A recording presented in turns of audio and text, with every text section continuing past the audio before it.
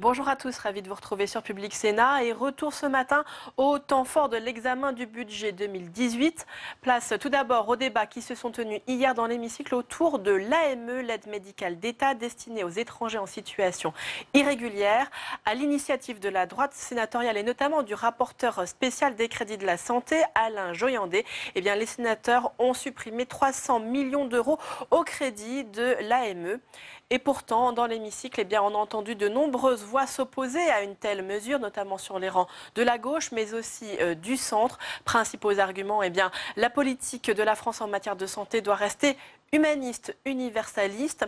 Ensuite, prendre des maladies trop tard, les régler trop tard, peut poser des véritables problèmes de santé publique. Enfin, il s'agirait ainsi de sous-budgétiser les crédits de l'AME et cela serait contraire à la sincérité budgétaire. Malgré tous ces arguments, la majorité sénatoriale a décidé de cette diminution des crédits de l'AME. Place donc tout de suite au débat. Il s'agit de l'amendement qui consiste justement à réduire les crédits de l'AME. Alors ce n'est pas une arme, Madame la Ministre, c'est simplement une façon pour nous d'appeler vraiment cette fois-ci à une véritable remise à plat de l'aide médicale d'État. Je rappelle qu'il s'agit de l'aide médicale pour les immigrés en situation irrégulière. Il ne s'agit pas de supprimer notre mission d'accueil. Je veux juste dire que si on regarde un peu ce qui s'est passé dans les années d'avant, dans les années précédentes, et il ne s'agit pas non plus d'un amendement qui consiste à mettre les crédits en concordance avec les besoins. Parce qu'en 2012, on a dépensé 588 millions pour cette aide médicale et on avait inscrit 588 millions. Donc on voit bien qu'il y a la possibilité de faire les choses comme il faut et sans qu'on ait de sous-budgétisation. Je rappelle aussi qu'en 2012, quand on a vu l'explosion, il y a eu un certain nombre de raisons, parce que les conditions d'attribution de l'AME ont changé. Alors on pourrait peut-être y revenir tout à l'heure. Il s'agit donc par cet amendement uniquement de revenir à une dépense qui soit une dépense raisonnable, et à appeler le gouvernement à mettre sur la table, je crois que les différents orateurs, presque sur tous les bancs, ont tous dit qu'il fallait absolument revoir les conditions d'octroi et le périmètre de cette aide médicale d'État. Ce que nous demandons avec cet amendement, ce que demande la Commission des finances, c'est qu'on mette vraiment à plat les conditions d'octroi de l'AME, qu'on revoie le périmètre, peut-être avec des soins qui soient des soins certes un peu moins nombreux, qu'on fasse face à notre responsabilité de santé publique, de soins, d'urgence, de maternité, ne rien changer pour les enfants. Mais enfin, là, on est quand même dans une consommation de soins qui est très, très importante. Et il nous semble que nous avons la possibilité de changer cela et de revenir à une consommation de crédit qui soit un peu plus raisonnable. D'autant qu'on voit bien que dans la mission, les autres organismes de santé publique, eux, sont rabotés et on a le sentiment qu'il n'y a qu'une seule chose qui n'est pas contrôlée et qui continue à filer comme ça sans qu'on se pose la question de savoir si on peut faire autrement. Je rappelle que le Sénat, en 2015, sous l'impulsion de Roger Carucci, avait déjà voté une réduction des crédits qui était un appel à cette refonte de l'AME. Depuis, il ne s'est rien passé. Donc on voudrait vraiment maintenant, en adoptant cet amendement, et j'appelle nos collègues à adopter cet amendement, je ne me fais pas d'illusions sur ce qui se passera après à l'Assemblée nationale, mais je pense qu'adopter cet amendement, ce serait vraiment un véritable appel, une véritable demande à ce que cette AME soit remise vraiment à plat et qu'on voit comment faire en sorte de continuer notre mission d'accueil tout en étant un petit peu plus raisonnable sur le plan budgétaire, et j'allais dire même un peu plus équitable, et on le voit bien dans la mission que nous étudions aujourd'hui. Merci, monsieur le rapporteur, et je profite de ce début de séance pour demander à chacun, à chacune de respecter les temps de parole, s'il vous plaît. Un amendement 216 rectifié identique qui est défendu par monsieur Carucci. Monsieur le Président, Madame la Ministre, comme toujours dans ce genre de débat, il y a la réalité, puis il y a le propos. Le propos, il peut être soit démagogique, soit extraordinairement critique, parce que, naturellement, dès qu'on touche à la santé, il y a un côté extrêmement compliqué. La réalité, elle est d'une simplicité totale, et le rapporteur Alain Joyandet vient de le dire de manière très claire. À un moment, il faut remettre un peu sur l'établi la manière dont l'AME est octroyée et la manière dont l'AME est dépensée. Alain Joyandet aimablement rappelle que j'ai fait voter un amendement en 2015. Je me souviens d'un débat avec Madame Touraine à la Commission des finances en 2014, où elle avait pris l'engagement de remettre sur la table la manière dont l'AME était attribuée et la manière dont l'AME était distribuée.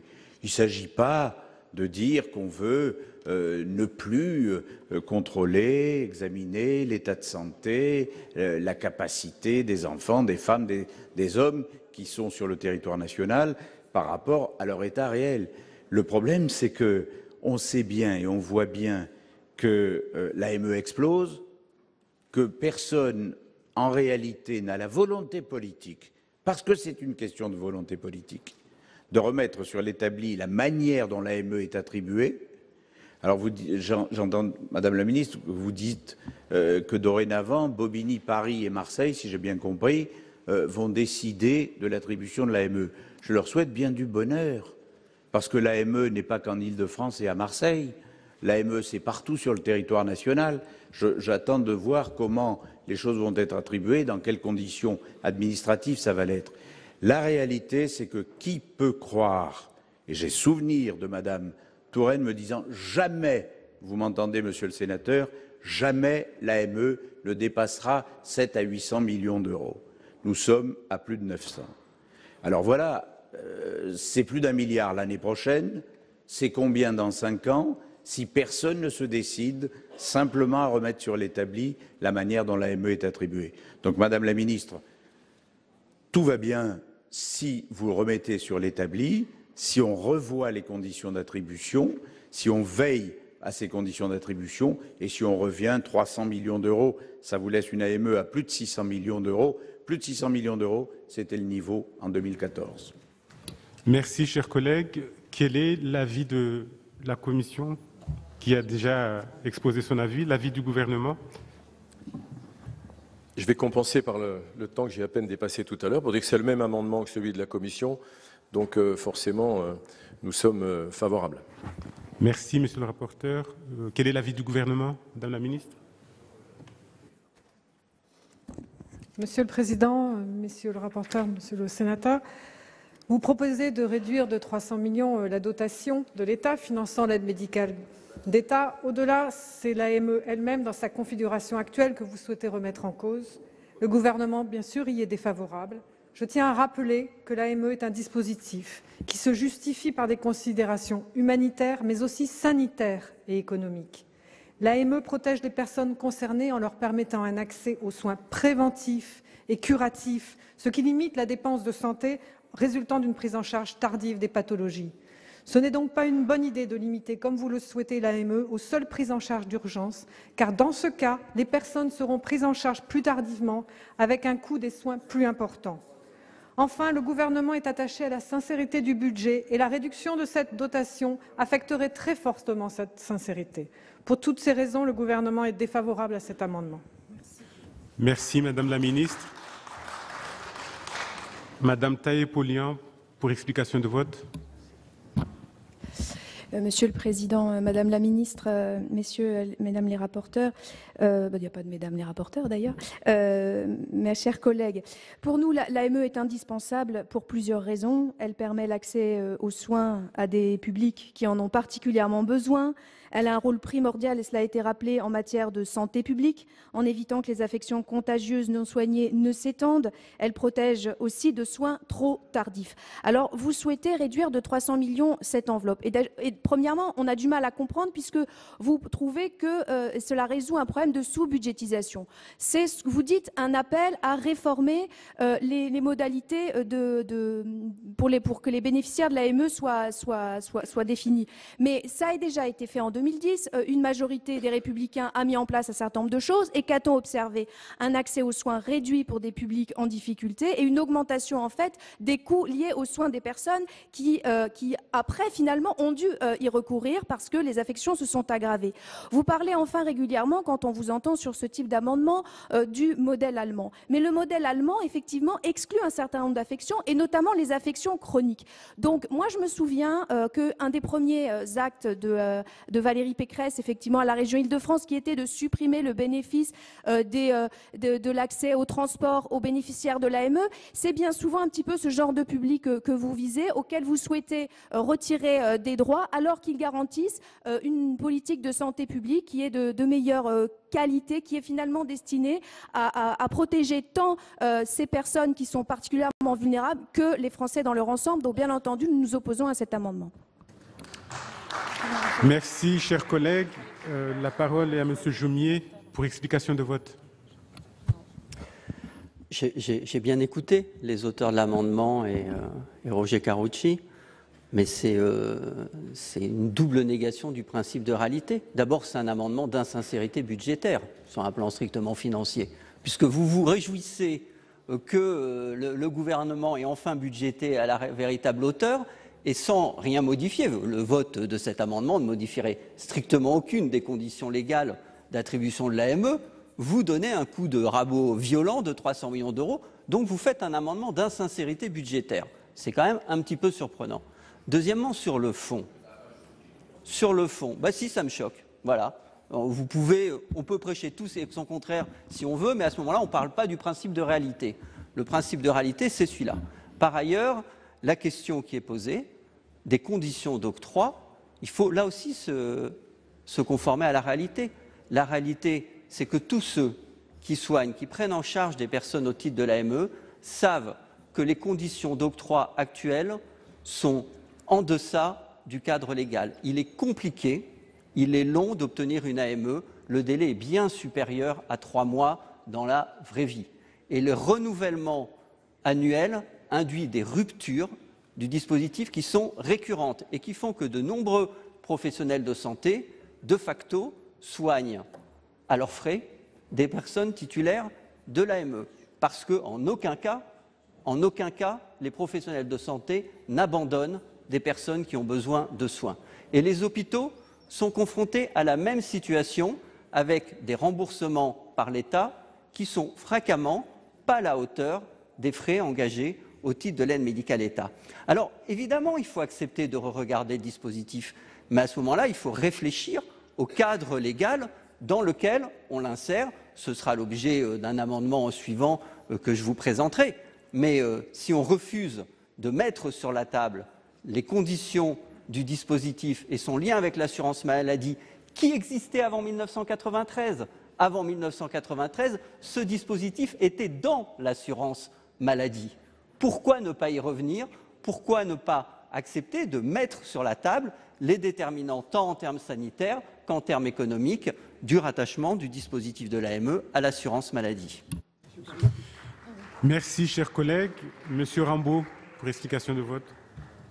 Merci, Monsieur le Président, Madame la Ministre, chers collègues. Le groupe La République En Marche votera fermement contre cet amendement. J'avoue que je ne sais pas quel terme, quand j'ai entendu le terme « distribuer l'AME », c'est assez effrayant. Alors je ne sais pas à titre personnel quelle somme nous devons consacrer pour l'AME, mais tout simplement vous dire qu'on doit dépenser ce que nous devons faire parce que nous avons encore une conception universaliste et humaniste de la santé. Merci. Merci, chers collègues. Madame Doineau, pour explication de vote. Oui, je me suis largement expliqué tout à l'heure, mais je voudrais revenir sur cette proposition d'amendement En réalité, si nous pouvons partager des constats, notamment de refonte du système, de revoyure, il faut quand même admettre que les efforts qui ont été faits en matière de contrôle montrent une certaine efficience justement de ce dispositif. Il faut les poursuivre. Il faut sans doute regarder très précisément quel est le panier de soins à apporter aux personnes qui ont besoin effectivement d'avoir cette attention particulière.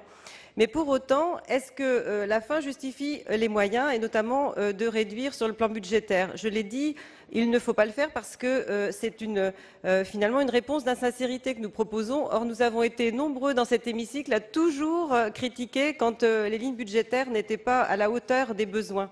Donc, c'est un peu contraire aux positions que nous avions auparavant. Et par ailleurs, ces populations sont effectivement plus nombreuses, donc mécaniquement, nous avons besoin d'une ligne budgétaire plus importante. Je voudrais pas m'étendre sur, par exemple, la présence de mineurs non accompagnés, mais ils sont là beaucoup plus nombreux qu'ils l'étaient auparavant. Et en tout cas, la population migrante est là et il faut leur apporter ces soins parce que c'est aussi, et pour eux, et pour les accompagnants qui, parfois, sont aussi dans une mise en danger si jamais nous n'intervenons pas sur ces problèmes de santé. Donc, pour ces raisons, le groupe Union centriste, dans sa majorité, s'abstiendra. Pour ma part, je serai contre cette proposition d'amendement et donc c'est, comment dirais-je, des positionnements assez partagés, mais plutôt sur l'abstention pour le groupe Union centriste. Merci. Merci, chers collègues. Madame Doineau. Madame Cohen, pardon. Madame Cohen. Madame Doineau vient de parler. Madame Cohen. Oui, merci Monsieur le Président. J'ai entendu attentivement les deux auteurs de l'amendement, mais quand ils disent que l'AME explose, on voit les chiffres. Le nombre de bénéficiaires de l'AME de droit commun a diminué de 1,6% par rapport à 2015. Et puis, il faut rétablir une réalité au sujet des exemples européens qui sont développés pour les justifier. Le désengagement des États membres européens quant à la couverture santé universelle, au nom de restrictions budgétaires, a lieu en Allemagne, en Irlande, au Royaume-Uni notamment. Les conséquences de ces mesures de restriction de l'accès aux soins des migrants se sont avérées néfastes pour les personnes vulnérables, notamment dans les pays tels que le Royaume-Uni, qui s'en sont servis comme finalement un outil de contrôle de l'immigration. Le rapport de Médecins du Monde sur l'accès des réfugiés en Europe en 2016 est extrêmement éclairant sur la situation sanitaire. Ainsi, de nombreux obstacles à l'accès aux soins ont été observés, et notamment le manque de couverture médicale pour 67,5% d'entre eux. En 2016, 21,5% des réfugiés ont renoncé à des soins ou à des traitements. 9,2% se sont vus refuser des soins dans une structure de santé. Et 39,6% des patients sans autorisation de séjour ont limité leur déplacement de peur d'être arrêtés. Contrairement au mythe de l'extrême droite sur les motifs de l'immigration, seuls 3% des patients déclarent avoir quitté leur pays d'origine, entre autres pour des raisons de santé. Alors je suis désolée, mais ces deux amendements contribuent à présenter la prise en charge des personnes éligibles à l'AME comme un coût exorbitant pour nos dépenses de santé et donnent dangereusement du poids aux arguments de la droite extrême. Vouloir réduire les prestations de l'AME pour en faire une aide médicale à minima, ou comme l'a dit le rapporteur Joyandet, raisonnable, je ne sais pas ce que ça veut dire finalement, ne peut avoir que des conséquences négatives au plan humain comme sanitaire ou encore économique. C'est ce que j'avais dit dans mon propos introductif, c'est ce qui a été dit par bon nombre de nos collègues et c'est d'ailleurs ce qu'a affirmé également Madame la Ministre. Donc pour toutes ces raisons, nous ne voterons pas ces deux amendements. Merci, chers collègues. Monsieur Bazin, pour explication de vote. Merci, Monsieur le Président, Madame la Ministre, mes chers collègues. Il me semble que dans cette Assemblée, tout le monde sera d'accord pour reconnaître qu'un dispositif d'accès aux soins d'urgence pour les étrangers, y compris en situation irrégulière, est tout à fait nécessaire pour des raisons humanitaires, on l'a dit, pour des raisons sanitaires évidentes aussi, qui contribuent à protéger nos propres populations. Je crois que ça fait consensus. Mais pour qu'un dispositif aussi indispensable puisse être défendu devant nos compatriotes, il faut qu'il reste raisonnable. Et en effet, quand en 5 ans de temps, on a un quasi-doublement de la dépense, on peut s'interroger sur les causes de ce quasi-doublement en 5 ans. Moi, je veux pouvoir continuer à défendre ce dispositif devant mes compatriotes, mais pour ça, il faut qu'il soit encadré et que l'évolution de sa dépense, encore une fois, reste raisonnable. D'autant que n'oublions pas que certains de nos compatriotes vont à l'étranger pour obtenir des soins qui leur soient accessibles financièrement, notamment en matière dentaire. Je ne parle pas évidemment du tourisme médical pour les soins ou la chirurgie esthétique, mais bel et bien de soins nécessaires du point de vue dentaire. Donc comment leur expliquer qu'on a pratiquement le doublement de nos dépenses pour l'aide médicale d'urgence et que dans le même temps on ne peut pas assurer leur propre prise en charge? Et puis, deuxième point que je voulais aborder ici également, c'est qu'il a été évoqué les flux migratoires qui, et on le sait bien, avec les mineurs étrangers isolés de plus en plus nombreux dans nos départements, on aura l'occasion d'en reparler, ces populations sont de plus en plus nombreuses. Mais si cet amendement avait aussi pour effet de mobiliser l'État pour les reconduites à la frontière, dont on sait que le taux est particulièrement faible, des personnes en situation irrégulière, il aurait eu aussi cet avantage. C'est pour cette raison que je voterai évidemment ces 2 amendements. Merci. Merci, cher collègue. Monsieur Karouchi, pour explication de vote.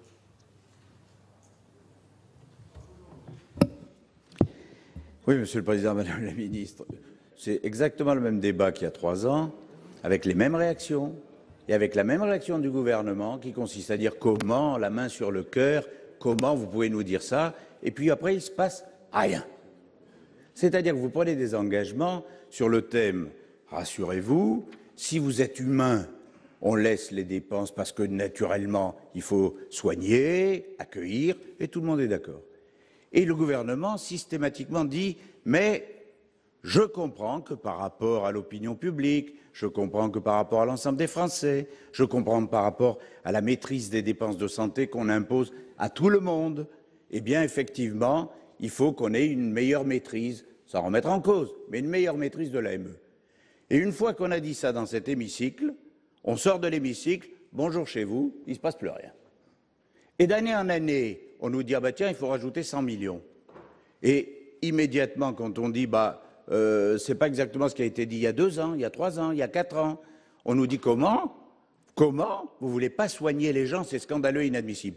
Et on nous redit ah bah alors, pardon, d'accord, si ces amendements passent pas, naturellement, on va s'engager à une réforme, à contrôler, à soigner, bien entendu, mais à maîtriser. Et puis, il ne se passe rien, parce que c'est compliqué, parce que, finalement, il n'y a pas de volonté politique. Alors, Madame la Ministre, évidemment que ces amendements, ni Alain Jodandet, ni moi, n'avons d'illusions. À l'Assemblée nationale, même s'ils étaient votés ici, ils ne passeraient pas. Ce sont évidemment des amendements d'appel et évidemment des amendements pour dire au gouvernement « Attention, comme l'a dit notre collègue Bazin, à un moment, les gens, l'opinion publique va dire ce système coûte 1 milliard, alors que nous, on doit faire des économies, on doit faire attention, etc. C'est plus possible. Si vous voulez défendre le système en place, il faut forcément qu'il y ait une meilleure maîtrise, une meilleure coordination et le fait que cette dépense reste maîtrisable pour nos finances publiques. S'il ne se passe rien et que d'année en année, vous revenez chaque fois en nous disant la dépense augmente, il faut rajouter 100 millions, à un moment, le système explosera de lui-même et de l'intérieur. Donc je vous le dis, ce n'est pas une question de gens qui ont des sentiments humains et de gens qui n'en ont pas, c'est si vous voulez sauver le système, maîtrisez-le. Merci, chers collègues. Monsieur le rapporteur Jodandet. Oui, merci, Monsieur le Président. J'adhère évidemment à ce qui vient d'être dit par Roger Karouchi pour mieux éclairer le débat et être plus précis, puisqu'on est en commission des finances quand même. Je voudrais dire à notre collègue, je crois que c'est de La République En Marche, ou quelqu'un qui a parlé d'insincérité budgétaire. Si on adoptait ces amendements, c'est pas vrai. C'est pas vrai parce que les choses peuvent aller très vite. Si aujourd'hui on décide d'une réduction budgétaire, et comme l'a dit Madame la Ministre, si tout de suite derrière on s'attaque au périmètre de la prestation, je vous rappelle juste qu'entre 2010 et 2012, on a fait baisser de 100 millions d'euros la consommation des crédits. On a quand même accueilli les gens, on les a quand même soignés. Aucun d'entre eux qui est arrivé en urgence n'a été soigné. Je suis acteur de la politique de santé locale. Je suis président de mon hôpital depuis 20 ans. Je n'ai pas moins de cœur que... J'allais presque vous dire, vous n'avez pas le monopole du cœur, ni le monopole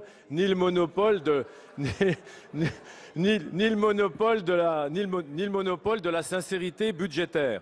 Alors, juste pour illustrer mon propos, 2012, mes chers collègues, en un an, en 2012, on passe de 588 millions à 744 en un an. C'est-à-dire plus 26%. Pourquoi? Parce qu'on décide de supprimer le ticket modérateur. Il y a un ticket modérateur, on voit bien quand même. Et donc, on crée un appel d'air formidable et ça va très très vite. Donc, si on réduit les crédits et que derrière, évidemment, on reprend la politique, je pense qu'on peut être tout à fait cohérent. Et puis je veux dire aussi à notre collègue communiste, pardon, d'abréger le nom du groupe, Madame la Présidente, juste vous dire quand même que quand vous signalez la petite baisse sur un an là, du nombre de bénéficiaires, il faut quand même savoir que le nombre de bénéficiaires a augmenté de 40% entre 2011 et aujourd'hui, 40%, ce qui est énorme. Donc le budget en hausse de 50%, le nombre de bénéficiaires de 40%. Est-ce qu'on fait quelque chose ou est-ce qu'on fait rien? Voilà, c'est ça la question qui est posée par cet amendement. Je pense qu'on peut tout à fait, et d'ailleurs vous pouvez vous rapporter au texte de mon excellente collègue Madame Imbert, qui vous donnera tous ces chiffres. Je crois que on ne raconte pas des histoires. Il y a un vrai sujet, Madame la Ministre. Est-ce qu'on s'y attaque? Est-ce qu'on s'y attaque pas? Il faut être généreux, mais c'est quand même l'argent public dans un moment où la France n'en a plus. Est-ce que c'est le seul endroit où on ne s'occupe pas de contrôler et de réduire un petit peu la prestation? Juste une seconde, comme je n'ai pas utilisé mon temps tout à l'heure, pour dire à notre collègue centriste que les contrôles se font. Il y en a eu 15 000 qui ont été faits. Ces contrôles montrent que l'application des textes est tout à fait juste, elle est faite, donc ce n'est pas la question. Le contrôle montre ça, il montre que les gens bénéficient de cette prestation dans le cadre des textes tels qu'ils sont adoptés pour l'instant. Donc les contrôles, oui, ils montrent qu'il n'y a pas d'excès, mais il n'y a pas d'excès dans le cadre de la politique actuelle. Et ça ne produit aucune économie budgétaire. Merci, monsieur le rapporteur. Madame Dindar, il m'a semblé que vous avez levé la main. Oui, chers collègues, la politique marche avec la rigueur budgétaire, je n'en doute pas, mais la politique marche aussi avec une certaine philosophie. Autant la France met en place des allocations universelles de solidarité, autant il me semble que nous avons tous droit, les êtres humains, le droit à la santé et aux soins de manière universelle. C'est en tous les cas le principe philosophique que nous devons défendre. C'est pour ça qu'avec beaucoup d'amitié, je dis à mon collègue que je voterai contre ces amendements. Merci, chers collègues.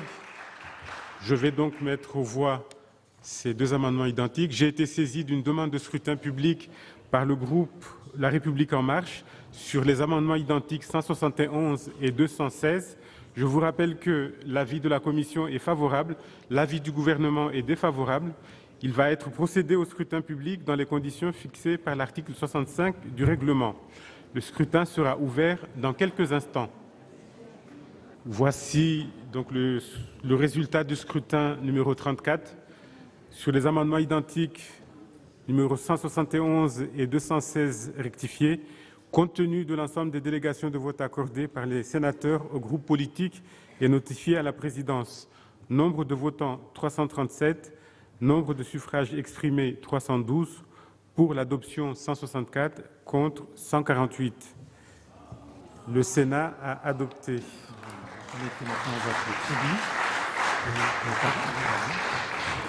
Je mets aux voix l'article 29, état B. Qui est pour?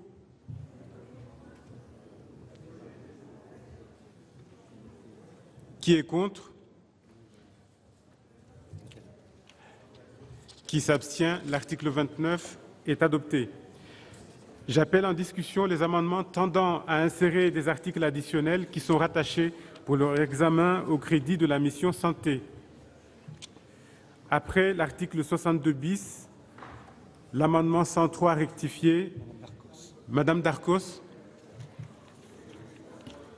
Oui, merci Monsieur le Président. Mes chers collègues, je vais être un petit peu long, mais je pense que ça vaut le coup pour vous d'entendre des explications un peu longues sur cet amendement. L'État est censé jouer un rôle essentiel en matière de protection et de promotion de la santé, comme en témoignent les initiatives lancées pour lutter contre la maladie de Lyme ou encore pour mobiliser la recherche française dans le cas des crises sanitaires mondiales telles que Zika ou Ebola. Toutefois, au-delà des effets d'annonce, il nous faut nous interroger sur les moyens réellement alloués à nos chercheurs. L'exemple de l'INSERM est éclairant à ce sujet. Cet institut de recherche s'est vu confier pas moins de 9 plans ou missions depuis 2014. Il a notamment été chargé du lancement du consortium Reacting, dont l'objet est de coordonner la recherche en cas d'émergence infectieuse. Il a également reçu mission de piloter le plan France Médecine Génomique 2025 sur le séquençage du génome humain et de mettre en œuvre le volet recherche du plan maladies neurodégénératives. L'INSERM a encore été sollicité pour le plan de lutte contre la maladie de Lyme, le plan anti-biorésistance, le plan maladies rares 3. Enfin, l'opérateur de recherche porte un projet pilote dans le cadre du plan cancer, un autre concernant les déficiences intellectuelles, ainsi qu'un dernier projet relatif aux maladies fréquentes comme le diabète. Pour l'ensemble de ces missions, des financements des ministères de la Santé et de la Recherche étaient attendus. Malheureusement, ils ne sont pas au rendez-vous, pas un centime. Dans son rapport spécial sur le projet de loi de finances pour 2017, notre collègue Michel Berson rapportait que 43 millions d'euros correspondant au coût de ces engagements nouveaux n'avaient pas été versés. Depuis, les financements nécessaires pour permettre à l'INSERM de répondre aux sollicitations de l'État dans les prochaines années ont dû être réévalués et s'élèvent à près de 50 millions d'euros. De telles charges pèsent évidemment sur le budget des opérateurs publics de recherche qui sont souvent conduits à devoir opérer des redéploiements internes, humains et matériels. Une question se pose inévitablement au regard de cette situation. Comment mobiliser et motiver les équipes sur le long terme, constituer des cohortes avec une telle absence de visibilité financière? L'amendement que nous vous proposons a donc pour objet de demander une évaluation précise des modalités de financement des plans de santé publique. Nous souhaitons également qu'au terme de cette évaluation, des propositions soient formulées afin de lever l'ensemble des obstacles juridiques et budgétaires altérant la capacité d'intervention des opérateurs publics de recherche. J'associe bien évidemment mon collègue Alain Joyandet, mais également Jean-François Rapin à cet amendement. Je vous remercie. Merci, cher collègue. Quel est l'avis de la commission ? Merci, Monsieur le Président, Madame la Ministre. Bien que n'étant pas d'une manière générale très favorable aux demandes de rapport, je trouve que celui-là sera très utile et je suis co-signataire à titre personnel, mais la Commission a adopté cet amendement, donc avis favorable. Merci, Monsieur le rapporteur. Quel est l'avis du gouvernement ? Monsieur le Président, Mesdames et Messieurs les sénateurs, Madame la sénatrice, vous souhaitez un rapport sur les plans nationaux de santé publique et particulièrement sur le financement du volet recherche de ces plans. Le gouvernement partage votre constat. Différents plans de santé publique ont été annoncés au cours des années écoulées sans que le financement des mesures prévues ait toujours été suffisamment identifié en amont, notamment pour celles qui concernent la recherche. Il souhaite donc que désormais tout plan identifie les opérateurs qui devront le mettre en œuvre et les ressources qu'ils pourront mobiliser. Pour ce qui concerne la recherche, la ministre des Solidarités et de la Santé souhaite créer un programme national de recherche en santé publique dont la programmation sera concertée avec l'ensemble des ministères concernés, en particulier le ministère de la Recherche et de l'Innovation et avec les principaux opérateurs de recherche. Ce programme devra reprendre de façon transversale les besoins de recherche identifiés dans les différents plans de santé publique, mais seuls pourront y figurer les actions de recherche dont les financements seront identifiés afin d'éviter une programmation hors sol et n'intégrant pas la réalité des contraintes financières que connaissent les équipes de recherche. La production d'un rapport n'est peut-être pas le meilleur moyen de faire progresser ce sujet. Au bénéfice des explications et des assurances que je viens de vous donner sur l'action du gouvernement, je souhaiterais donc que vous acceptiez de retirer votre amendement, sinon j'y serai défavorable. Je vous remercie. Une demande de retrait, chers collègues. Monsieur Rapin, pour explication de vote. Oui, Monsieur le Président, Madame la Ministre, en fait, la question s'est posée puisque Madame Darcos est venue exposer les principes de son amendement en commission des finances et en tant que rapporteur spécial de la recherche, on l'a auditionné. Et je pense que son idée est bonne, puisqu'on est en plein changement de paradigme dans tous les sens. Aujourd'hui, avec cet amendement et la proposition de ce rapport, le message de Madame Darcos, c'est de dire, est-ce qu'on peut considérer aujourd'hui la recherche comme un moyen très utile de faire de la prévention médicale? Ben moi, je crois que oui. Et sincèrement, cette idée qui, au départ, ne faisait pas unanimité et qui a demandé réflexion, est tout à fait intéressante. Se dire qu'on pourrait financer demain, avec quelques crédits, ou d'assurance maladie, ou au travers l'assurance sociale, des crédits sur la recherche, dès lors qu'elle est spécifiquement associée aux grandes pandémies ou alors à des maladies plus largement, c'est assez intéressant et ça demande réflexion. Donc je pense qu'il n'est pas inutile de pouvoir travailler au travers un rapport qui associerait le monde de la recherche, bien sûr, les autorités sanitaires et les autorités de la vie publique en général sur cette question qui est, à mon sens, fondamentale. Donc je soutiens, en tant que membre aussi de la Commission des Finances, cet amendement. Merci, chers collègues. Madame Darcos. Oui, Madame la Ministre, bien évidemment, vos arguments me touchent. Mais j'allais dire, c'est un amendement d'appel aussi, mais je vais le maintenir parce que si jamais, bien évidemment, d'ici là, on trouvait une solution, il tomberait, entre guillemets, et on n'aurait pas besoin forcément d'avoir cette étude. Mais comme dit mon collègue Rapin, je pense que ça fait trop d'années, et vous n'y êtes pour rien, mais d'insincérité budgétaire, où des promesses ont été faites, et où surtout des gens, je pense à la maladie de Lyme, parce qu'en ce moment, on en parle beaucoup, il y a des associations qui sont créées depuis quelques années, ils n'ont pas, pour l'instant, ils espèrent tous un vaccin, il n'y a pas une cohorte qui a pu être organisée. Il y a de l'urgence, on ne peut pas attendre, et donc, d'une certaine manière, je fais un peu pression en maintenant cet amendement pour que les choses puissent se décider assez rapidement. On a encore des possibilités législatives pour le faire, mais c'est vraiment un appel au secours. Et j'allais dire, on a levé une sorte de mini-scandale l'État, et donc pour l'instant, je le maintiens. Merci, chers collègues. Monsieur Jomier, pour explication de vote. Merci, Monsieur le Président. C'est une vraie question qui est posée là et qui, vous le savez, va plus loin en fait, et bien plus loin que l'amendement que vous déposez. Je regrette d'ailleurs que vous focalisiez, vous paraissiez focaliser, je ne sais que ce n'est pas le cas, mais sur l'INSERM, je pense que ça n'est pas très adroit en l'occurrence. Mais cette question du financement de la recherche et du financement de la recherche en santé, puis c'est de ça dont il s'agit, je crois, nous amène nécessairement à poser la question de la fiscalité en la matière. Nous sommes dans un pays où traditionnellement ces financements relevaient quasi exclusivement de la sphère publique. Et comme vous le notez, la sphère publique a du mal à faire face maintenant à ces financements. La question se pose pour les IHU, par exemple, et pour l'avenir d'un certain nombre d'IHU à l'heure où une nouvelle génération d'IHU arrive maintenant. Et donc, vous savez que le modèle anglo-saxon est bien différent du nôtre, et j'ai le sentiment que nous sommes en train doucement de quitter un modèle, ou en tout cas de l'euphémiser, sans dire vers quel autre modèle on va. Et ça me paraît être une question centrale qui doit être posée sur la table par la collectivité nationale. Votre amendement, quand je l'ai lu, soyez assurés que je l'ai lu avec beaucoup d'attention et plusieurs fois, et j'ai essayé de comprendre si c'est ça qui vous motivait, de poser l'ensemble de cette question. Et à ce moment-là, moi, je vous suis dans cette volonté-là, et non pas simplement de poser la question particulière de l'INSERM et de quelques autres programmes de santé, qui là est une façon, pardonnez-moi l'expression, mais on n'est pas sur le grand bout de la lorgnette. Merci, chers collègues. Monsieur Langeau.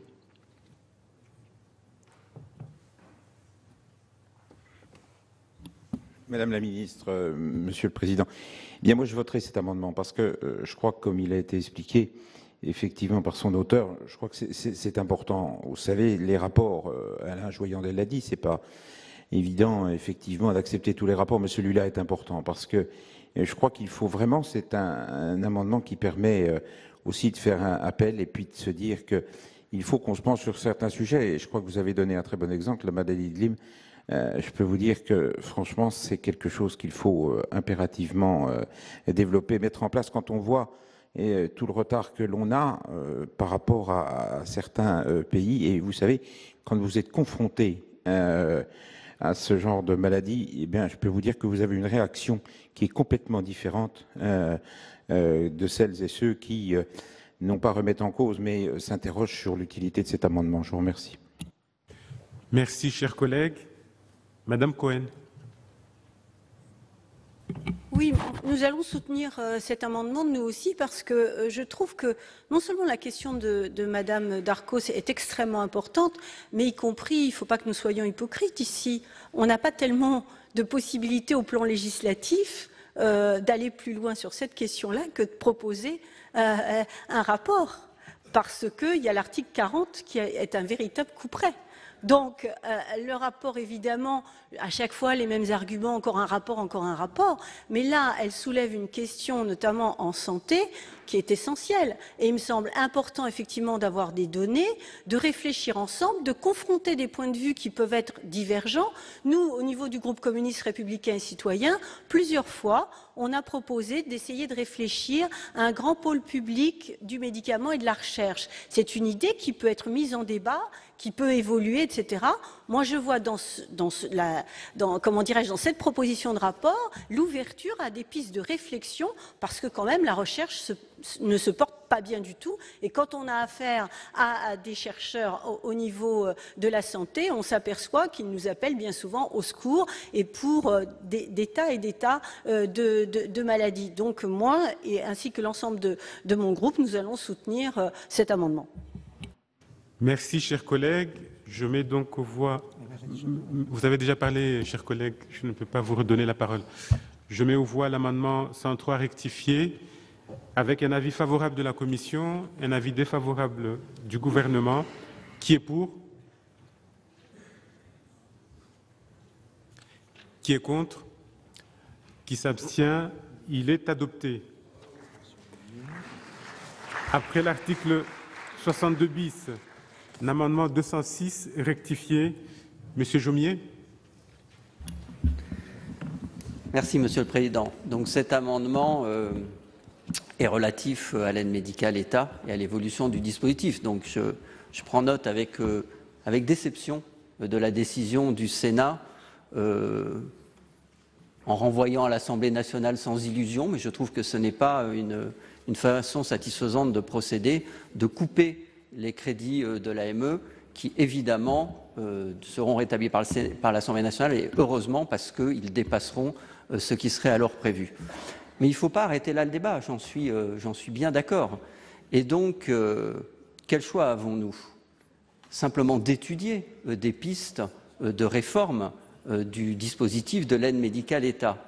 Et la principale piste qui est sur la table et qui est défendue, encore une fois, par ceux qui s'intéressent à la santé publique, qui est défendue par l'Inspection générale des affaires sociales, qui est défendue par l'Inspection générale des finances en ce qu'elle estime qu'il y a là un puits d'efficience et de rationalisation de la dépense, même si ce n'est pas l'essentiel du dispositif AME. Mais j'entends cette préoccupation. L'Académie de médecine, je le rappelle, donc le 20 juin dernier, dans un rapport très documenté, très circonstancié, estime également que l'insertion du dispositif AME dans l'assurance maladie permettrait d'améliorer l'efficience du dispositif et son efficacité en termes de parcours de soins et de soins délivrés.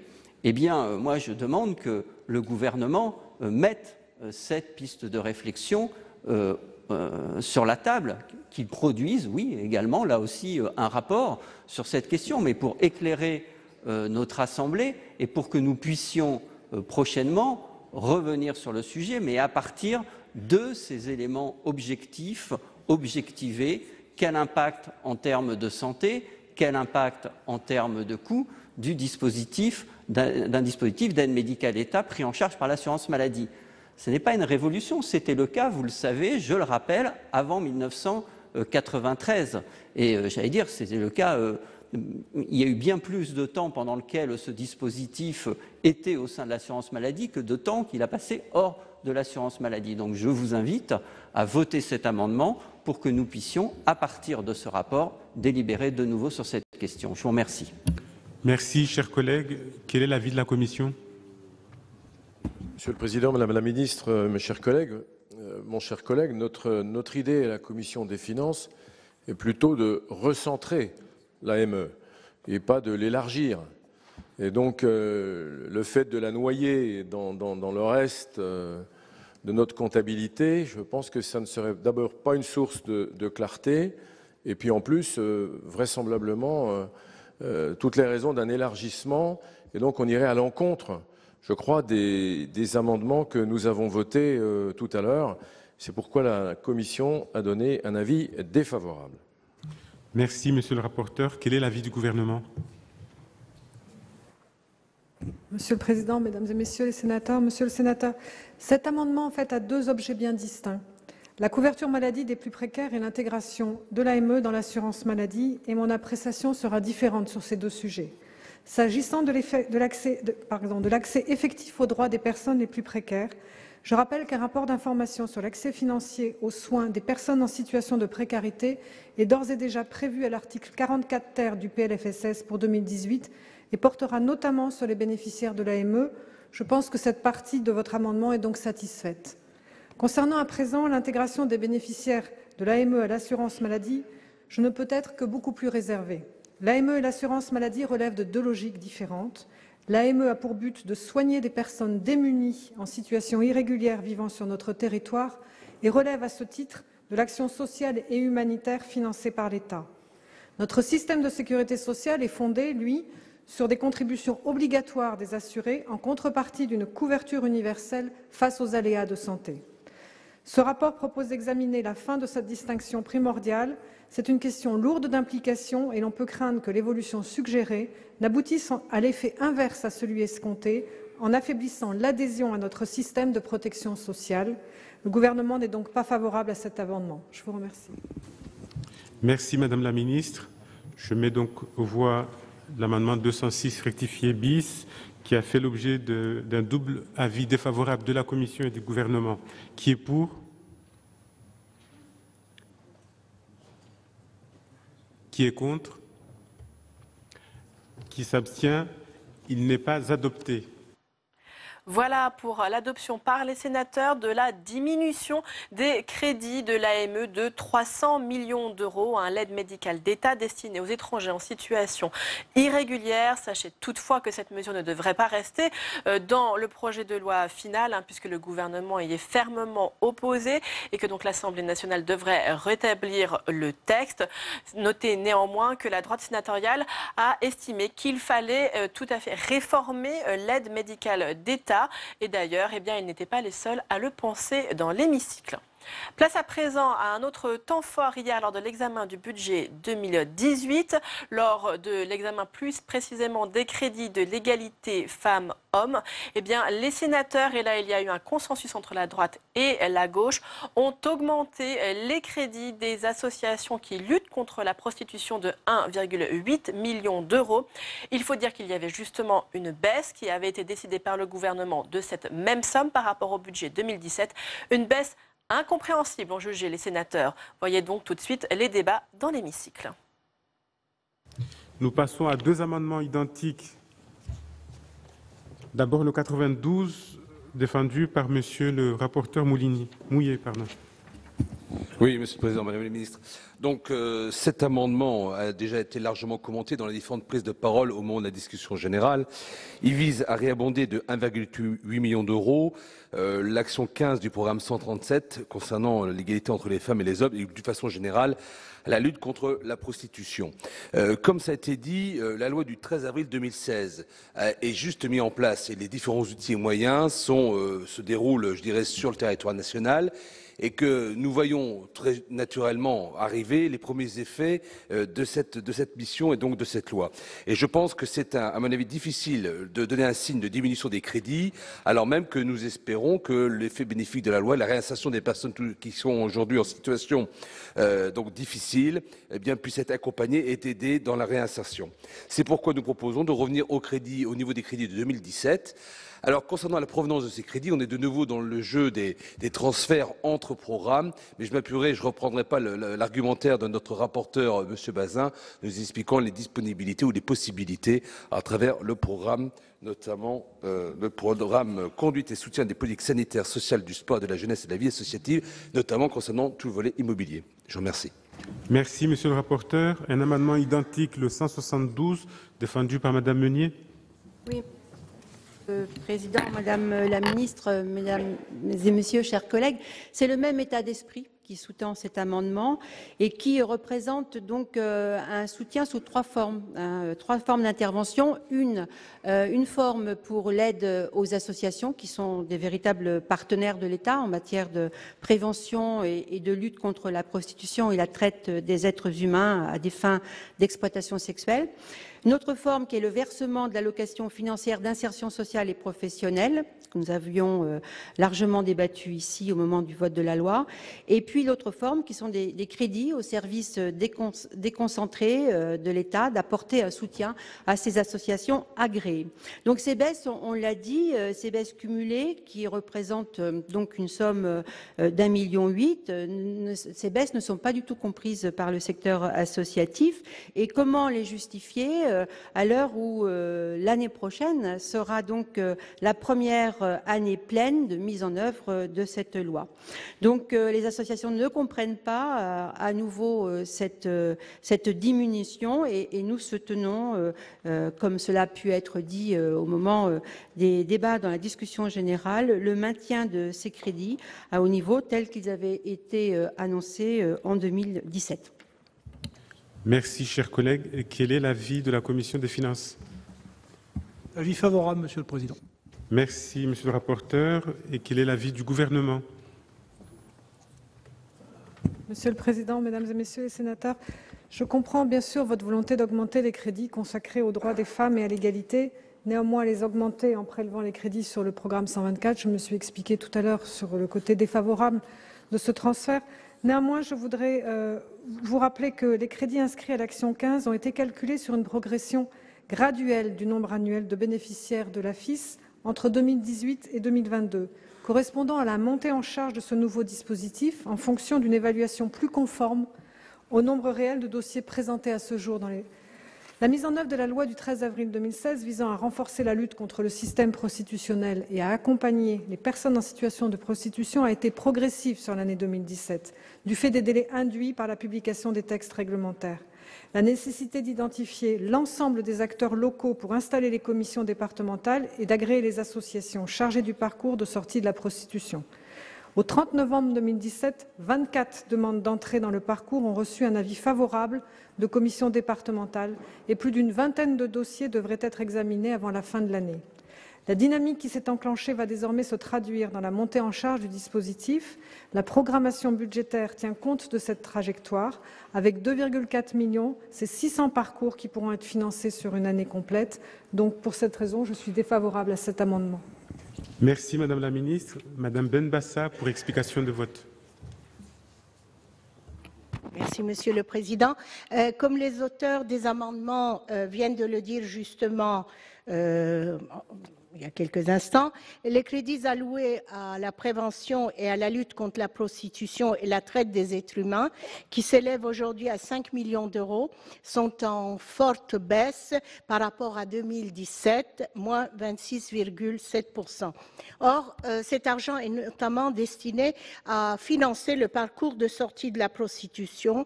Ce dispositif mis en avant lors de l'examen par le Parlement de la loi de lutte contre le système prostitutionnel devait contrebalancer l'inéluctable mise en danger des personnes prostituées induite par la pénalisation des clients que je me suis attachée à combattre sur ces bancs.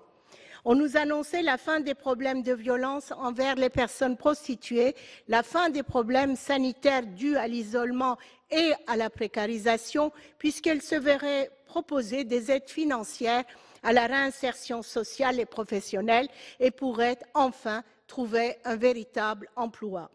La pénalisation des clients a déjà montré ses effets pervers. Les observations de la mission France de Médecins du Monde sont, de ce point de vue, édifiantes.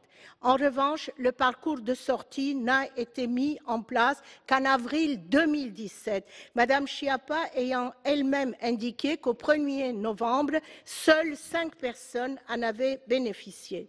La baisse de ces crédits pour 2018 aura pour conséquence très concrète d'abandonner un peu plus les personnes prostituées qui voient leurs conditions de travail et de santé considérablement aggravées. L'ironie de cette situation, quand on prétend faire de la lutte contre les violences faites aux femmes une priorité, pourrait prêter à sourire. Malheureusement, la situation de précarité, de grand danger dans laquelle se trouvent ces personnes nous oblige, au contraire, à faire preuve de la plus grande gravité. Merci. Merci, chers collègues. Madame Meunier, pour explication de vote. Merci, Monsieur le Président. Oui, Madame la Ministre, je vous ai entendu et j'ai écouté également les débats lorsqu'ils ont eu lieu à l'Assemblée nationale. Et cette question de sortie de la prostitution et de l'accompagnement au parcours de sortie, comme vous l'avez dit, est en puissance, en montée. Et donc, je trouve que le signal donné est vraiment très regrettable, puisqu'au moment de la discussion de ce texte, c'était vraiment un des piliers de lutter contre le système prostitutionnel, de lutter contre les réseaux, de pénaliser les clients, mais aussi d'accompagner les personnes prostituées vers la sortie de la prostitution. Et je trouve très regrettable que cette diminution de crédit ne puisse pas permettre à la loi d'exercer, de vivre et d'être pleinement soutenue. Donc je maintiens mon amendement. Merci, chers collègues. Madame Cohen, pour explication de vote. Oui, merci Monsieur le Président. Je pense qu'il y a quand même un paradoxe dans l'attitude du gouvernement.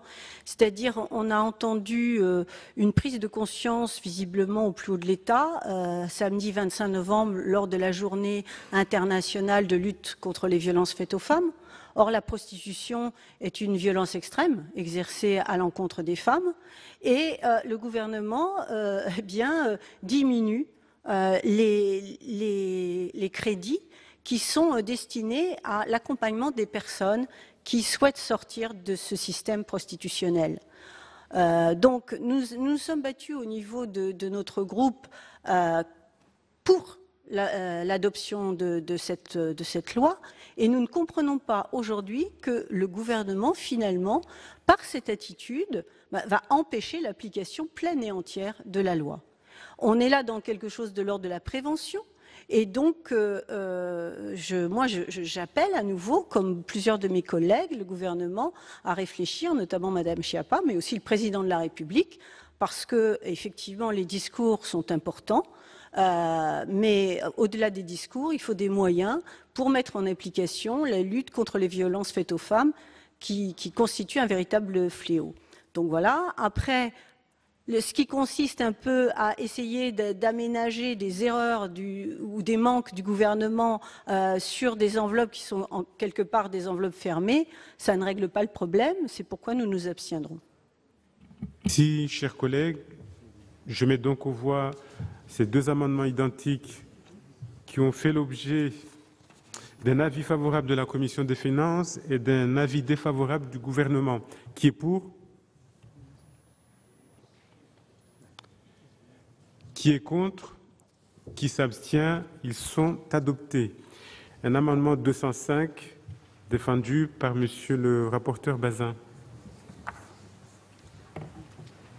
Merci Monsieur le Président, Madame la Ministre. Cet amendement tire les conséquences de l'amendement de suppression de l'article 63 qui vous est proposé, article rattaché à la mission. Cet amendement visait à ne pas exclure de la prime d'activité les bénéficiaires de pensions d'invalidité et de rente accident du travail, maladie professionnelle, mesure qui devait permettre une économie de 20 millions d'euros selon le gouvernement. Le présent amendement prévoit ainsi de compenser la suppression de cette moindre dépense en diminuant les crédits relatifs aux dépenses de fonctionnement et d'immobilier des ministères sociaux portés par le programme 124. En effet, les gains de productivité et d'efficience attendus en 2018, s'agissant de la politique d'achat dans le cadre de la nouvelle gouvernance des achats de l'État et surtout de la politique immobilière, nous permettent cette proposition. Par ailleurs, ce programme fait l'objet d'annulations régulières par le gouvernement en gestion. En 2016, ce sont 54,5 millions en autorisations d'engagement et 48,5 en crédits de paiement.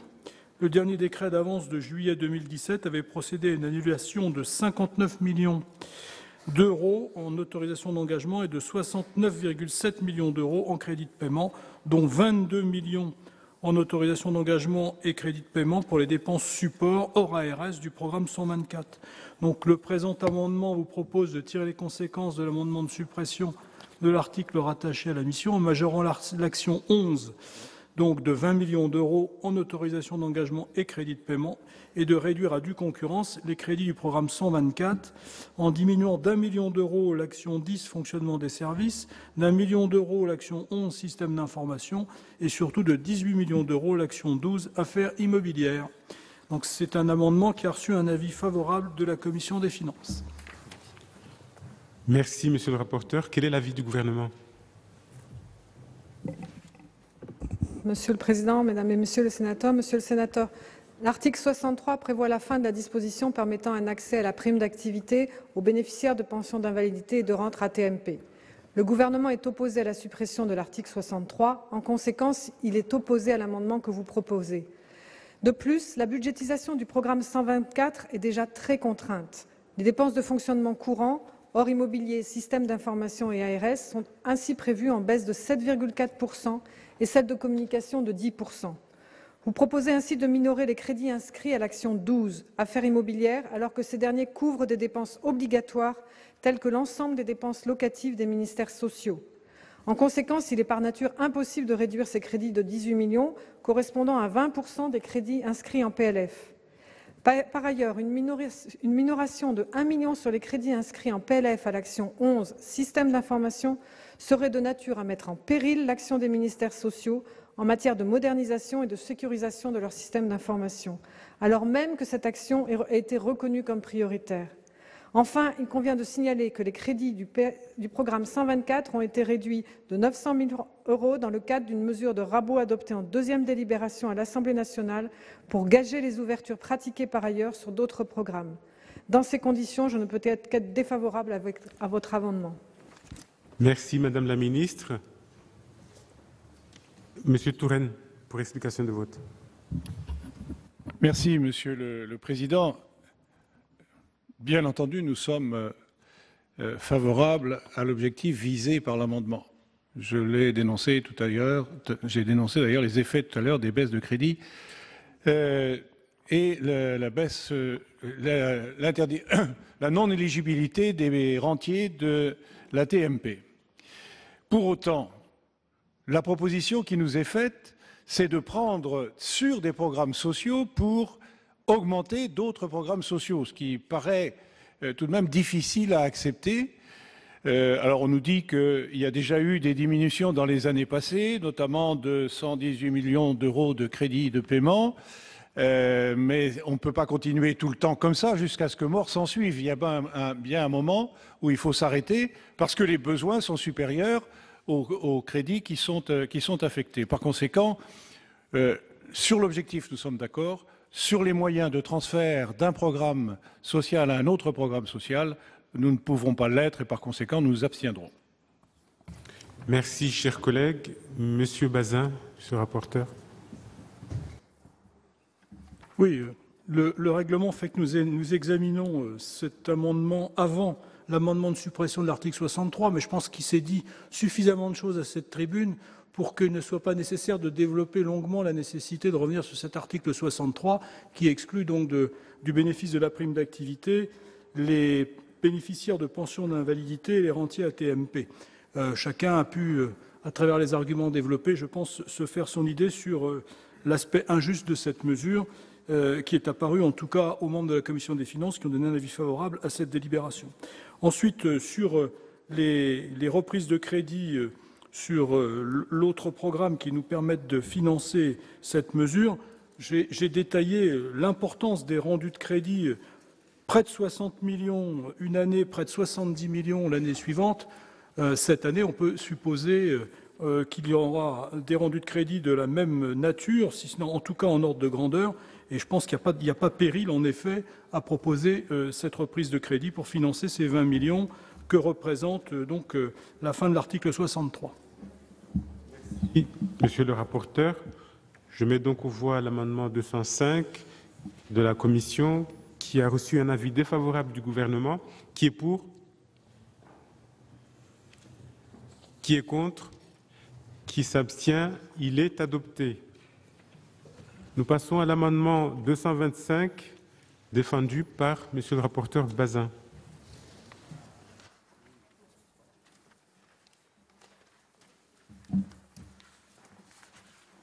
Merci Monsieur le Président, Madame la Ministre. Cet amendement vise à compenser la suppression des crédits issus de la dotation d'action parlementaire, dite réserve parlementaire, dont bénéficiait la mission Solidarité. En effet, on l'a déjà évoqué, ces crédits n'ont été que partiellement compensés dans le cadre du projet de loi de finances pour 2018. Sur les 147 millions d'euros ouverts au titre de la réserve parlementaire, 61 millions d'euros étaient destinés aux associations, par le biais de crédits ouverts sur la plupart des missions du budget général, sport jeunesse, vie associative, solidarité insertion, égalité des chances, cohésion des territoires, etc. L'abondement du fonds pour le développement de la vie associative à hauteur de 25 millions d'euros par le biais d'un amendement gouvernemental à l'Assemblée nationale sur la mission sport jeunesse et vie associative ne suffit donc pas à compenser l'intégralité de la réserve. Par ailleurs, le gouvernement n'a pas indiqué clairement quelles seront les associations destinataires de ces crédits supplémentaires abondant le FDVA, indiquant seulement que ces crédits seront prioritairement destinés aux associations ne bénéficiant pas du crédit d'impôt sur la taxe sur les salaires, donc a priori des petites associations. Sans faire injure à ces associations, bien évidemment. Dans ces conditions, cet amendement vise à majorer les crédits de la mission du montant des crédits tels couverts et répartis en 2017 au titre de la réserve parlementaire, soit un montant de 6 662 320 €. Et nous proposons que ces crédits soient imputés de façon détaillée. Je pense que vous avez le texte de l'amendement. Je ne vais pas tous vous les citer, mais on arrive au total indiqué de plus de 6 600 000 €. La non-compensation de ces crédits pour 2018 met en effet en difficulté, et cela a été dit tout à l'heure à plusieurs reprises, toutes les associations bénéficiaires de la réserve, notamment les Restos du Cœur, avec près de 700 000 €, les banques alimentaires, 200 000 €, le Secours populaire, mais aussi l'APF, la Croix-Rouge, le Mouvement du Nid et d'autres.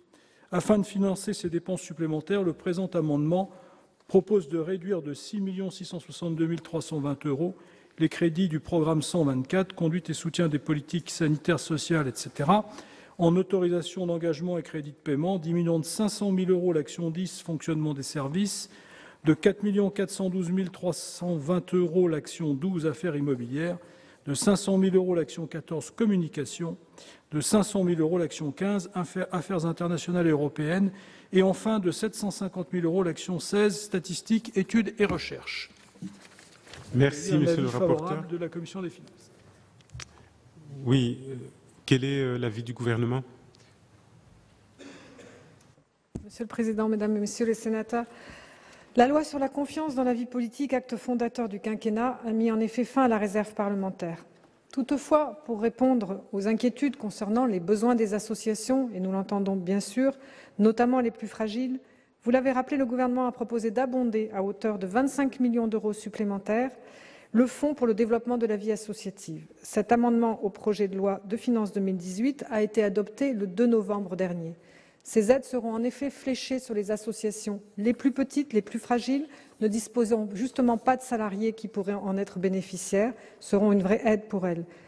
Je pense que cette réponse vous satisfera et que je souhaiterais donc que vous retiriez votre amendement, faute de quoi j'y serai défavorable. Merci, Madame la Ministre. Monsieur le rapporteur, vous maintenez l'amendement? L'amendement est maintenu, oui, Monsieur le Président. Merci, Monsieur le rapporteur. Je le mets donc aux voix. Madame Cohen. Oui, merci. Merci, Monsieur le Président. Moi, avec mon groupe, on pense qu'il ne s'agit pas de faire un transfert et d'essayer de prendre dans telle ou telle enveloppe pour amputer des crédits dont les missions ont besoin. Je pense par exemple à la mission égalité entre les femmes et les hommes, grande cause nationale. On va retirer pour essayer d'abonder effectivement une perte due aux associations. Le gouvernement a fait un mauvais choix, il faut qu'il l'assume. Et ce n'est pas nous, au niveau du Sénat, d'essayer de transférer finalement à moyen constant et à essayer finalement de déshabiller Paul pour habiller Jacques ou déshabiller Paulette pour habiller Jacqueline. Donc on est contre cet amendement. Merci, chers collègues. Monsieur Touraine, pour explication de vote. Oui, je partage tout à fait ce qui vient d'être développé et c'est l'argument que j'ai moi-même exprimé il y a quelques instants. Savoir que ça n'a pas de sens d'enlever à certains articles, à certaines actions sociales, des crédits pour les mettre sur une autre. Ce serait simplement avoir des préférences qui seraient des préférences de sensibilité et ce que nous n'avons pas dans cette Assemblée. Mais il n'en reste pas moins que l'objectif qui est visé, qui est de considérer que la réserve parlementaire, qui n'est plus distribuée et qui par conséquent pénalise un certain nombre d'associations caritatives, puisqu'on a cité les chiffres tout à l'heure, elles en étaient attributaires pour des sommes très importantes. J'ajoute que ces associations voient aussi disparaître, peut-être pas tout de suite, peut-être pas cette année parce qu'il y a eu des mesures transitoires, mais dans les années qui viennent, les emplois aidés. Par conséquent, elles seront doublement pénalisées alors qu'elles remplissent une fonction essentielle dans notre pays en termes de lutte contre la pauvreté, d'aide à tous ceux qui sont marginalisés et qui sont en situation de vulnérabilité. Par conséquent, je ne voterai pas l'amendement qui est proposé pour les raisons que j'ai évoquées il y a quelques instants, mais je demande au gouvernement de rétablir d'une façon ou d'une autre les crédits qui étaient affectés au titre de la réserve parlementaire et d'apporter une attention bienveillante, parfaitement compréhensive à la situation des associations qui se voient privées des emplois aidés. Merci, chers collègues. Monsieur Gabouty, pour explication de vote. Oui, merci, Monsieur le Président. Moi, je comprends ce qui vient d'être dit de la part d'un certain nombre de collègues et j'approuve tout à fait le raisonnement du rapporteur. Mais le rabotage continue sur les mêmes postes qui sont des postes non pas d'intervention mais des postes support. C'est quelque chose qui a aussi effectivement ses limites. Donc on arrive dans des choses qui ne sont pas complètement logiques, c'est-à-dire que rétablir des fonds à un certain endroit, c'est très bien, mais on ne regarde pas bien comment on les enlève de l'autre dans quelque chose qui risque d'être gênant à terme en termes de fonctionnement. Donc la bonne solution, Madame la Ministre, serait que effectivement que vous plaidiez pour un effort supplémentaire sur les crédits qui ont été prévus en direction du fonds associatif, en direction des associations, puisqu'on s'aperçoit aujourd'hui quand même que la suppression de la réserve parlementaire n'était pas quelque chose qui partait comme ça dans la nature. On s'aperçoit concrètement des manques qu'elle crée, à la fois en direction des collectivités locales et du milieu associatif. En essayant d'être conciliant, essayer de trouver une solution. Je ne suivrai pas totalement la Commission sur sa position de rabotage un petit peu aveugle qu'on peut parfois reprocher à un gouvernement, donc c'est pas à nous de le faire non plus. Mais il faudrait que le gouvernement fasse un geste en direction du milieu associatif parce que d'autres vous l'expliqueront aussi bien, voire mieux que moi. Elle joue un rôle dans le lien social de manière très importante au niveau des différentes associations auxquelles les uns et les autres on peut penser. Merci, chers collègues. Monsieur le rapporteur Bazin. Merci, Monsieur le Président, Madame la Ministre, mes chers collègues. J'entends parfaitement le reproche qui peut être fait à cette proposition d'aller chercher des crédits ailleurs. On est bien obligé de le faire, c'est la règle. Mais je vous fais observer que l'essentiel des reprises de crédit sont sur les affaires immobilières, plus de 4 400 000 €, et qu'on assiste à des rendus de crédit sur ces lignes de 60 à 70 millions d'euros selon les années. Donc je pense que la critique, en l'occurrence, si elle est fondée en intention, elle ne l'est pas dans les faits, considérant donc les rendus de crédit qui ont eu lieu les années passées. Donc je pense qu'on peut sans problème viser cet amendement et le voter. Je vous y engage. Merci. Merci, chers collègues. Monsieur le Président Magra. Merci, Monsieur le Président, Madame la Ministre, chers collègues. Bon, la suppression de la réserve parlementaire est quelque chose que je n'arrive toujours pas à expliquer. Au Sénat, tout le travail avait été fait pour que cette réserve parlementaire soit parfaitement dans les règles. À titre personnel, j'ai toujours utilisé cette réserve parlementaire par le biais du ministère des Outre-mer et au bénéfice exclusif des associations pour de l'événementiel. C'était suivi, les dossiers étaient contrôlés par le ministère avant et après utilisation. Donc, je veux dire par là, je ne vois pas ce qu'on reproche à la réserve parlementaire. Aujourd'hui, nous sommes, ce qu'on reprochait, puisqu'elle est supprimée, aujourd'hui, nous sommes en train de nous battre pour trouver des solutions alternatives, des solutions de remplacement qui seraient confiées sur des dotations, qui seraient confiées à des préfets pour attribuer à notre place. Mais de quel droit un préfet est-il plus compétent que les élus locaux pour attribuer des réserves parlementaires au milieu associatif? Les solutions que nous apportons, je ne les trouve pas non plus satisfaisantes. Moi, je suis très gêné par rapport à l'amendement et par rapport aux propositions que nous faisons. Ce que je trouve qui n'est pas acceptable, c'est la démarche unilatérale du gouvernement qui, pour moi, est de l'amateurisme, parce que ce n'est pas sérieux de faire ça. C'est plomber l'activité des parlementaires et je trouve ça inacceptable. On a une fonction, on est respectable, on l'accomplit normalement. Je ne comprendrai jamais pourquoi cette démarche. Et je tenais à le dire aussi sincèrement que je m'exprime, parce que la démarche, elle n'est pas bonne. Merci, chers collègues. Je n'ai plus de demande d'explication de vote. Je mets donc aux voix l'amendement 225 de la Commission des finances qui a recueilli un avis défavorable du gouvernement. Qui est pour ?